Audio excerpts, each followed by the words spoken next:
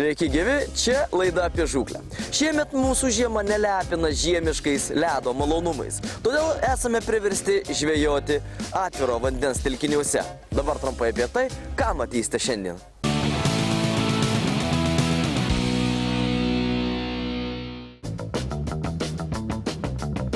Prieš gerą mėnesį patys pirmą kartą susipažinome ir jūs supažindinome su neįtin populiariu mūsuose didelių lydekų žūklės būdu dugnine meškere, naudojant negyvą žuvelę. Tuomet mokymų poligonu pasirinkome komercinį tvenkinį ir mums sekėsi ganėtinai neblogai. Ir laidos žiūrovams, ir savo tuomet prisižadėjome, kad būtinai šį būdą išbandysime laukinėme ežere ir paneigsime nuomonę, kad taip didelę lydeką galima sugauti tik tvenkinyje. Įdėję nemažai pastangų ir laiko, pagaliau sulaukėme rezultato. Koks jis, sužinosite netrukus po reklaminės pertraukos.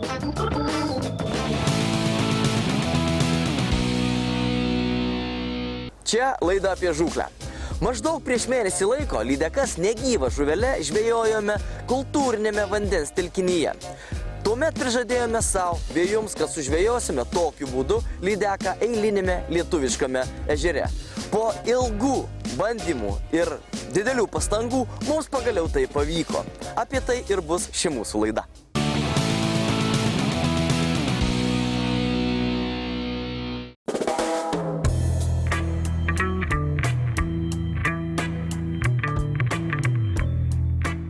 Prieš gerą mėnesį mūsų komanda išbandė anglišką lydekų žūklės būdą negyvą žuvelę, meškeriojant dugninę meškerę. Daug vaizdinės medžiagos apie sistemeles, meškeres ir tai, ko šiai žūklei reikia, nesunkiai rasite tarp ankstesnių laidų mūsų profilyje Facebook'e. Angliško būdo esmė – suteikti masaliniai žuveliai plūdrumą, kad ji pakiltų ir siūbuotų virš dugno, o pagrindinis tikslas – dideli plėšrūnai. Mat jie, taupydami energiją, lengvai stveriamą grobį renkasi ganėtinai noriai. Pirma mūsų pažintis su šiuo žūklės būdu vyko komercinėme tvenkinyje, kur mūsų bičiulis Kęstutis suteikė mums daug pamatinių žinių, o laimikiai buvo tikrai įspūdingo dydžio. Tačiau tvenkinys yra tvenkinys ir mes užsibrėžėme savo tikslą didelę lydeką angliškojų būdų sugauti laukinėme ežere. Tiesa, taip gerai mums iškart nesisekė. Kol nepervertėme specializuotų interneto puslapių, neperskaitėme protingų straipsnių, rezultatas po 3 žūklių buvo nulinis. Per ilgą bandymų sesiją išmokome daug dalykų, tad šiandien papasakoti tikrai turime ką. Be abejo, sužvejoti didelę lydeką nėra taip paprasta, o sužvejoti ją būtent šiuo būdu negyvą žuvelę yra dar sudėtingiau. Nes, tiesiog neužmėsime bet kur meškerės ir bet kur jos nerasime, tos lydekos. Tos lydekos yra kažkur tai, kažkokiose tai vietose, kur randa savo, tokio labai, sakyčiau, lengvo maisto. O tos vietos tai yra ten, kur žiemoja įvairi balta žuvis. Ir štai norėčiau dabar, kad atsuktume keletą dienų atgal ir pamatykime, kaip mes ruošiamės būtent tam, kad pasiektume rezultatą, sužvejotume didelę lydeką. Pasiruošimas lydekų žūklei negyva žuvelė vyksta 2 etapais. Kai vanduo jau stipriai atšalęs, pirmas etapas – baltos žuvies žiemojimo vietų suradimas. Teorija byloja, jog užmetus masalą bet kur, kibimo tikimybė lieka tik atsitiktinė. Tad jei nepažįstate vandens telkinio, jį pravartu gerai ištyrinėti. Valtelės ir echoloto pagalba išžvalgę vandens plotus ir radę, kur žiemoja būriai baltos žuvies, galite būti tikri, jog ten turi būti ir ją medžiojantis plėšrūnas. Tokios vietos gali būti arčiau kranto ir jas galite pasiekti masalą užmesdami tvirtą meškerę, o jei jūs dominanti vieta yra toli, tuomet masalą galima nutempti valtimi, kad ir kelis šimtus metrų. Antras pasiruošimo etapas – tai lydekų jaukinimas. Sutinku, skamba labai keistai, tačiau žūklės negyva žuvelė teorija, kurios yra labai daug, byloja, jog tai tiesiog būtina. Dabar ruošime lydekoms jauką. Taip, jums nepasigirdo jauką lydekoms. Tai štai tokios pirktos strimėlės, beje, jas reikia pirmiausia atšildyti, nes turiu pastebėti, kad šaldyta strimėlė tiesiog plaukia. Ir tik šildyta strimėlė skęsta į dugną. Didžiasias strimėlės aš pjaunu į 2 arba net ir 3 dalis. O štai taip. kad būtų kuo mažesni gabaliukai. Kam to reikia? O to reikia tam, kad lydeka nepasisotintų. Tiesiog, kad jie rastų gabaliukus, bet pilnai nepasisotintų. Ir visuomet ieškotų tų gabaliukų. Jie kažkiek jau suristų gabaliukų, viena ar kita, o gal 3, 4 ir 5 lydekos ten susirinkę. Jos tiesiog po truputėlį rinks tos gabaliukus, virškins juos ir toje vietoje bus. Čia teorija ta pati, kaip ir su karpiais, kaip ir, su karšiais ar kitomis žuvimis. Tiesiog žuvį reikia pripratinti, lankytis toje vietoje, surasti toje vietoje jai, siūloma lengvą užkandį ir manau, kad rezultatą bus pasiekti nesunku. Tai yra, žinoma, teorija. Ir beje, noriu pastebėti, kad ta teorija liečia tik tas lydekas, kurios yra, tos tinginės vadinamos, tos, kurios jau nebenori medžioti, o tai dažniausiai būna trofėjinės lydekos. Nes mažosios lydekos, iki 2, iki 3 kg svorio, galbūt ir daugiau paprasčiausiai medžioja. O jau šitos didžiulės, jos jau medžioti nenori. Jos staupo energiją, nelaksto, neskraido po vandens telkinį, o tiesiog suranda kažkokią tai, paliegusią žuvelę arba tiesiog jau numirusią žuvelę, bet dar neprasmirdusią žuvelę. Ir ta žuvelė maitinasi. O kai mes jai dar pasiūlome žuvelę, kuri yra aukščiau pakelta, dar lengviau pasiekiama, tiesiog reikia paimti ją ir praryti. Tai teorija sako, kad būtent štai tokį masalą ji pirmiausiai ir turėtų lydeka rinktis. Tokį masalą, kokį mes jai pasiūlysime. Beje, noriu pasakyti dar vieną svarbų dalyką, kad seliaviniuose ežeruose, manau, yra beviltiška ieškoti lydekos besimaitinančios būtent negyvom žuvelėm. Nes jos ten medžioja kiek kitaip.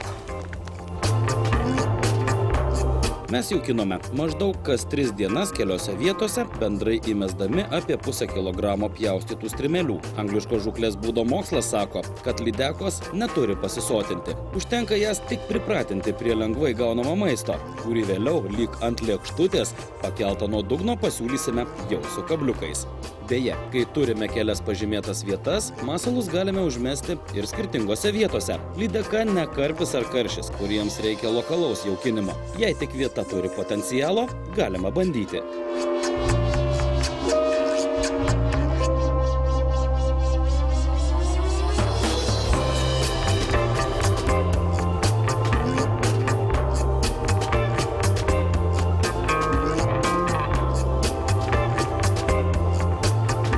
Mūsų bičiuliams ir ko gero jums jau ne kartą kilo klausimas, kodėl jaukinimui ir masalui naudojame ne vietinę kuoją ar plakį, o strimelę. Tiesiog vadovaujamės angliško būdo principais, mat Jungtinėje karalystėje strimelė naudojama ne tik dėl to, jog ją paprasta įsigyti parduotuvėje, bet ir todėl, kad šiai žūklei įstatymas leidžia naudoti tik pirktinę jūrinę žuvį. Nežinia, ar tokia tvarka veikia tik regionuose ar visoje šalyje, tiesiog tai nėra tiek svarbu. Kaip paruošti žuvelę užmetimui, jau rodėme. Reikia prikimšti ją plūdrę medžiagą ir nepamiršti apvynioti ją valu ar paprasčiausių siūlų. Strimelė – minkšta žuvis ir metimo metu ji gali nutrūkti nuo kablio. Tvirtai apvyniojus masalinę žuvelės uodegą siūlų, prie jo prisegtas kablys tikrai neištrūks. Jei mesti ruošiatės toli ir stipriai, uodegą sutvirtinti siūlų vertėtų ir kur kas tvirtesniai kuojai ar karosiukui. Ir beje, svarbu yra tai, kad reikėtų verti didesnę žuvelę masalui. Kad lydeka, vis tik tai tikimės, kad tai bus lydeka sverinti, manau, kad virš 3 kg turėtų būti, nes mažos lydekos, tokiu būdu vargu bau ar maitinasi, o štai didelį lydekai reikia ir didelio kąsnio. Beje, aš nusprendžiau dabar dar paplaukios, kad vieną meškerę verta užtraukti kiek toliau, kur gelmė yra maždaug apie 10 metrų. Ten radau šiandien vėl stovintį žuvų būrį žiemojančių. O kitą meškerę užmesiu truputį į kitą šoną, kiek arčiau, kur gelmė yra apie 7,5 metro. Ja užmesiu tiesiog užmetimo būdu nuo kranto, nes tai yra kažkur 70 metrų atstumas, turėčiau jį įveikti sėkmingai. O kita vieta yra nutolusi maždaug 100 metrų, todėl teks pasinaudoti valtimi.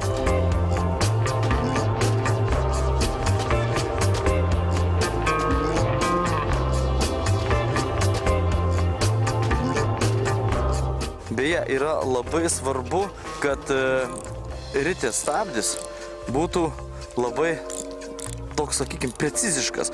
Vos patempus ir temptųsi lengvai, nes, lydeka yra, toks sutvėrimas, jautrus sutvėrimas ir gali pajausti svorį ir įspjauti masalą.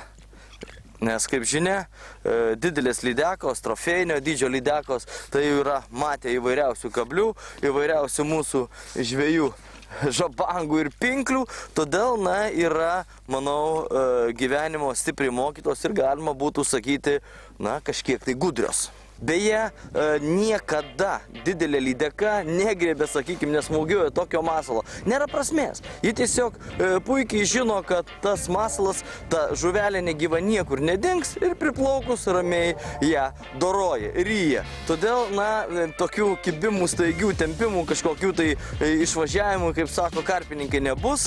Ir aš to net nesitikiu, bet reikia stebėti kiekvieną pipt. Belaukiant kibimo, kurio beje laukiame ko net 2 savaitės, nenorom pradėjome filosofuoti. Jei bus kibimas, kiek laukti, kol lydeka apžios kablius, tačiau neįrysiu giliai ir žuvį bus galima paleisti atgal. Labai svarbus momentas šioje žūklėje, nors tiesą sakant, aš irgi nesu nei profesorius šitoje vietoje, nei specialistas, tiesiog pats mokausi gaudyti tokiu būdu laukiniuose ežeruose, bet manau, kad labai svarbus momentas yra pakirtimo momentas. Jeigu mes norime, kad žuvis kuo mažiau nukentėtų, reikėtų kirsti kuo anksčiau. Bet kuo anksčiau pakirsdami mes galime prarasti žuvį, nes ji dar gali būti nespėjus to masalo pakankamai apžioti, galbūt įryti ir pakirsti gali būti sudėtinga, nes kaip žinia, lydekos nasrai tai yra beveik vieni kaulai. Reikėtų galbūt palaukti kiek ilgiau, kol įrys, bet tuomet gali žuvelė didelė lydeka, atplaukti, sakykime, 10 kg lydeka, gali tiesiog ir praryti visą žuvelę su visais kabliais ir tada jau problema. Tačiau vis tik tai, aš manyčiau, tokią žuvį visi turėtume paleisti, tokią didelę, nusifotografuokime, nusifilmuokime ir leiskime ją gyventi toliau. Ir tuomet, reikėtų kuo skubiau pakirsti, bet vėlgi mes norime tą žuvį pamatyti ir tam, kad jie nepabėgtų, galbūt kiek norime uždelsti. Čia toks yra iš tikrųjų žiauriai filosofinis dalykas ir tai yra jau kiekvieno žvejo sąžinės ir etikos reikalas. Čia nereikia sėdėti kiaurai paromis, 2-3 paras, tai nieko neduos, jokio rezultato. Geriausiai yra pasėdėti tiesiog netgi ne nuo ankstyvo ryto, o nuo, taip gerokai dienojus iki vėlyvo vakaro, nes dažniausiai lydekos suaktyvėja, kada vanduo šaltas, vėlyvą rudenį, žiemos pradžioje, suaktyvėja lydekos antroje dienos pusėje, tai maždaug nuo 11 valandos dienos iki, sutemstant. Todėl, kai diena trumpa, užtenka 5-6 valandų ir viskas. Tiesiog galima atvažiuoti kitą kartą, kitą dieną, galbūt, kai jums atrodys, kad, oras yra tinkamesnis lydekų žūklei. Jei kažkas kažkur jau senai gaudote lydekas negyvą žuvelę ir jums tai sekasi, tikrai sveikiname. Pagaliau, sulaukę pirmojo kibimo laukiniame ežere, mes įsiliejome į jūsų gretas. Pirmi atsargų signalizatoriaus pyptelėjimai pranešė, kad masalą už 100 metrų nuo kranto kažkas apžiojo. Kas? Aišku, tik kokio dydžio? Štai kur klausimas.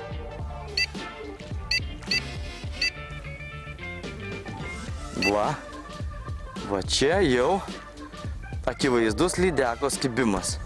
Toks atsargus pajudinimas, pip, kils, žemyn, aukštyn beždžionėlė.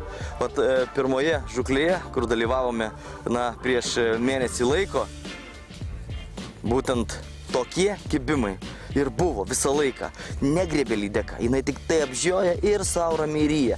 Ir va dabar klausimas, ką jį ten daro? Ar jį spjovė tą masalą, ar vis tik tai dar jį įryja? Žinot, tiek pastangų įdėta į tą žūklę, kad dabar, tas toks vienintelis kibimas per 3 žūklių, tai jau toks, sakykime, nervų karas, toks, nežinai, ką čia daryti, ar jau kirsti, ar dar palaukti, ir norėtųsi greičiau pakirsti, pamatyti žuvį, ir dar norėtųsi palaukti, nes bijai prarasti kibimą. toks, sakykime, bet, na, nieko nepadarysi. Visa žūklė yra tokia ir jau čia taip būna visur, o žvejojant trofėjinę žuvį, tai dar labiau. Bet skubėti tikrai nėra kur. Viskas, laikas skirs, nes jau pakėlė, įtempė bežionę iki pat viršaus ir, na, mano filosofija yra tokia, kad reikia tą lydeką būtinai paleisti, jeigu pavyks ją ištraukti. Todėl, na, gal laikas skirst. Kas bus, tas bus. Kertu. Nes jį paina, pip, signalizatorius įtempė ir viskas. Na, pirmiausiai ryte. Na, galima kažkiek patempt truputėlį, pažiūrėti, bet įtampa yra, reiškia žuvis yra. O, yra.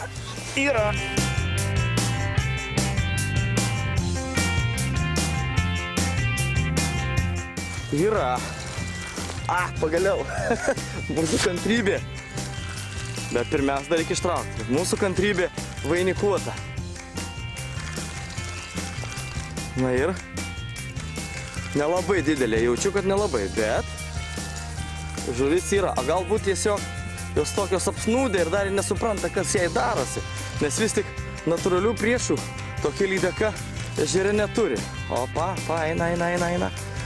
Ir tiesiog kartais būna taip, kad tempi didelę lydeką ir nesupranta, kas darosi. Ir tik prie kranto jau pradeda priešintis, supratus, kad vis tik ją kažkas tai tempia. Aha, žuolė, ateik čia. Ateik. Štai.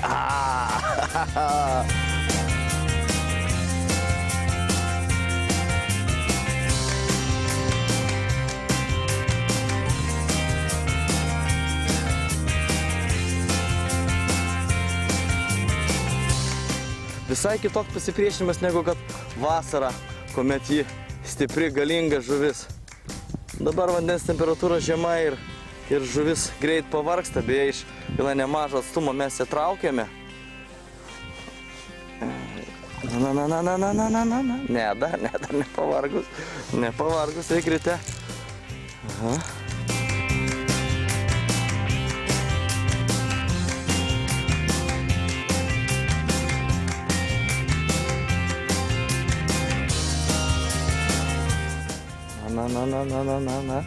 Na. O, prasuka ryte, bet jau pavargus. Nėra baisiai didelė, bet tai jau yra rezultatas. Va čia yra gerai. Stok, dar biškį neskubėk. Gražuolė.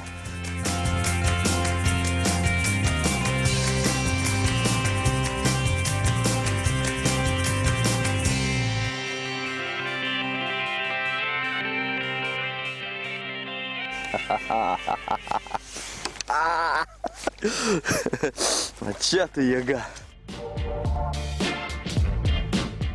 Graži lydekėlė. Ir beje, įkibus labai įdomiai. Va tas antrasis kabliukas, tiesiog reikia labai atsargiai su dantim, nes paskui ilgai negyja žaizdos. Antrasis kabliukas įstrigęs į lūpos viršų. Reiškia, jį jau buvo apsukus tą žuvelę. Ir, stok, neskubėk niekur, nelėk. Reiškia, akivaizdu, kad buvo apsukus lydeka žuvelę ir jau bandė ryti. Ir todėl tas kabliukas įstrigo vienaip, o šitas į lūpos kraštą traukiant. Matomai, jisai sprūdo ir traukiant. Žuvelės pačios jau nėra. Na, aš bent džiaugiuosi tuo, kad savo ir galbūt jums įrodžiau tą teoriją, kad vėlyvą rudenį, na ir žiemą, kol nėra ledo, dar galima žvejoti dugninėmis meškerėmis ir būtent žvejoti būtent lydekas. Didelės trofėjinės lydekas. Būtent leisti laiką ne tik spiningaujant, kuomet dažniausiai užkimba mažos lydekos, bet štai va tokiu būdu būtent išskirtinai žvejojant didelę trofėjinę lydeką. Aš tai lydeką pasversiu su visu graibštu, kad jį kuo mažiau nukentėtų.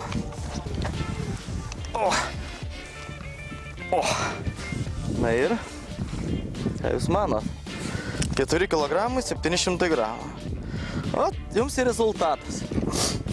Smagumėlis, iš tikrųjų smagu sužvejoti lydeką tokiu būdu, na, kokiu retas meškeriotojai žvejoja Lietuvoje.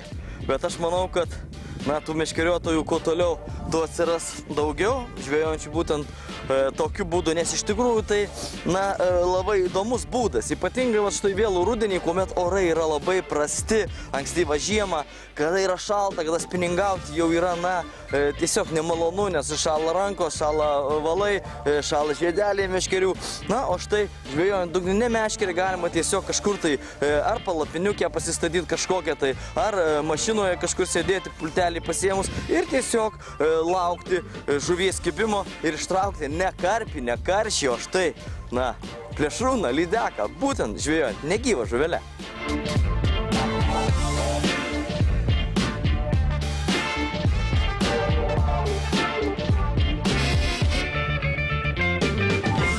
Štai dabar visiems skeptikams galiu tiesiai šviesiai pareikšti, kad štai teorija yra teisinga. Tai reiškia, lydeką galima sužvejoti didelę, praktiškai bet kuriame vandens telkinyje, negyvą žuvelę, tiesiog reikia tam įdėti daug pastangų, šiek tiek kantrybės ir, žinoma, šiek tiek žinių.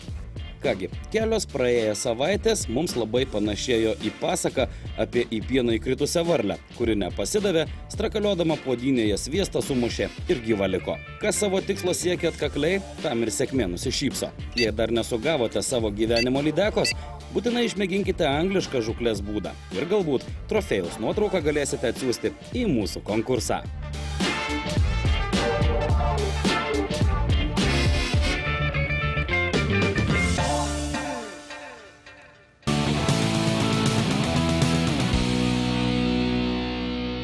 Įdėjome tikrai daug pastangų ir tos pastangos pasiteisino. Sužvejojome tikrai, solidaus dydžio lydeką. Tačiau mūsų žiūrovai irgi turi kuo pasigirti. Dabar laidoje trofėjinio laimikio konkursas.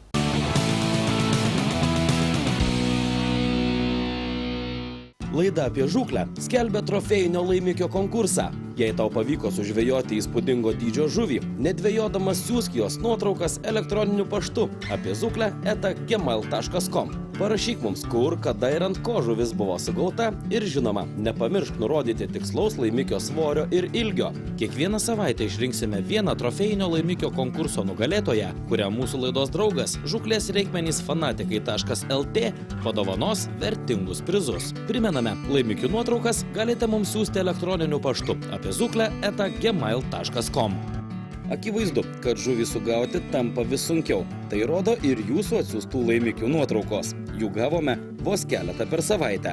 O šiandien norime pasveikinti Darių Miklasevičių, kuris rudenį Šešupėje sugavo 11 kg 800 g svorio dantytąją. Sveikiname Darių, jam atitenka mūsų laidos draugų fanatikai.lt įsteigtas prizas. Jei įspūdingų laimikių norite pasigirti ir jūs, mes visada laukiame trofėjų nuotraukų ar vaizdo medžiagos. Noriu visus žvejus pasveikinti su praėjusiam kalėdom ir su artėjančiais naujaisiais metais. Linkiu jums kuo didžiausių, nuostabiausių laimikių ir šiandien viskas. Susitiksime lygiai po savaitės. Ate!